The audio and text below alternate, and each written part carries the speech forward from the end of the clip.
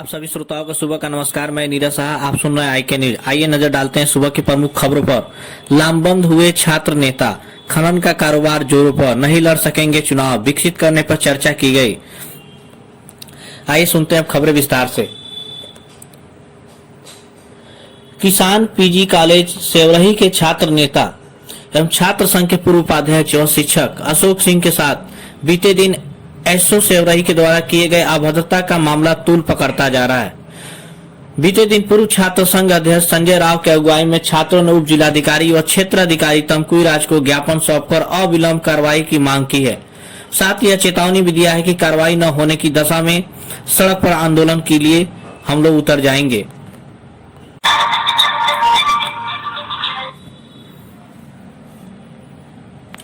तमकुई राज CO circle क्षेत्र के बिशनपुरा थाना क्षेत्र के विभिन्न जगहों पर अवैध बालू खनन का कारोबार रुकने का नाम नहीं ले रहा है।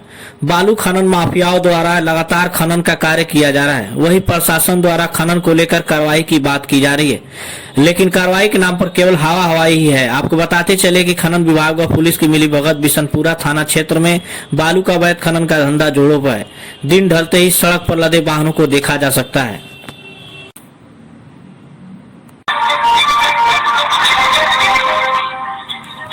बिहार में त्रिस्तरीय पंचायत चुनाव लड़ने वाले उम्मीदवार के घर में एक शौचालय होना जरूरी है। यदि शौचालय नहीं होगा तो वे चुनाव नहीं लड़ सकेंगे। अप्रैल मई में होने वाले त्रिस्तरीय चुनाव के लिए पंचायती राज विभाग ने जोर शोर से तैयारी शुरू कर दी है। इस चुनाव में महिलाओं को 50% आरक्षण मिलेगा। खास बात यह है कि बिहार में पहली बार EVM से वोट डाले जाएंगे। कड़ी सुरक्षा में चुनाव कराने की तैयारी की जा रही है। इसके लिए पहली बार पैरा मिलिट्री फोर्स की तैयारी की जाएगी। पर्यटन नगरी कुशीनगर के सर्वांगीण विकास के लिए बीते दिन कस्या तहसील सभागार में बैठक हुई। अध्यक्षता DM राजलिंगम ने नगर के बुद्धिजीवी और बौद्ध भिक्षुओं की मौजूदगी में हुई। इस बैठक में कुशीनगर को लुम्बिनी की तर्ज पर विकसित करने पर चर्चा हुई। साथ ही बैठक में कुशीनगर को लुम्बिनी की तर्ज पर सुसज्जित करने, अहमदाबाद के कांकरिया तालाब जैसी सुविधाओं के समान एक तालाब विकसित करने, रामाभार स्तूप से देवरिया रोड तक बेंच लगाने, अज्ञेय स्थान की भूमि पर पुस्तकालय की स्थापना करने, 3 टूरिस्ट इंफॉर्मेशन सेंटर, एक मुख्य गेट, दूसरा महापरिनिवार मंदिर और तीसरा रामाभार स्तूप के पास बनवाने, विपश्यना केंद्र के अंदर 2 तालाबों के जीर्णोद्धार के लिए चल रहे कार्य को पूर्ण कराने, स्ट्रीट वेंडर के लिए फैब्रिकेटेड दुकानों का प्रबंध करने, नो वेंडिंग जोन बनाने और कुशीनगर बाजार को विकसित करने पर चर्चा हुई। इसी तरह एक जिला एक उत्पाद के लिए कुछ दुकानें आरक्षित करने, हेमवती नदी में सीवर के जल को ट्रीटमेंट प्लांट से साफ कर प्रवाहित करने, हेमवती नदी पर रस्सी का झूला लगाने, निःशुल्क शौचालय के प्रबंध के अलावा पावानगर छटियाओं में ध्यान साधना केंद्र निर्माण व उस्मानपुर को विकसित करने, एक गेस्ट हाउस निर्माण, बुद्धा घाट पर नेशनल फ्लैग लगाने, गंगा आरती की तर्ज पर हेमवती नदी के बुद्धा घाट पर निर्माण कराने आदि पर चर्चा की गई।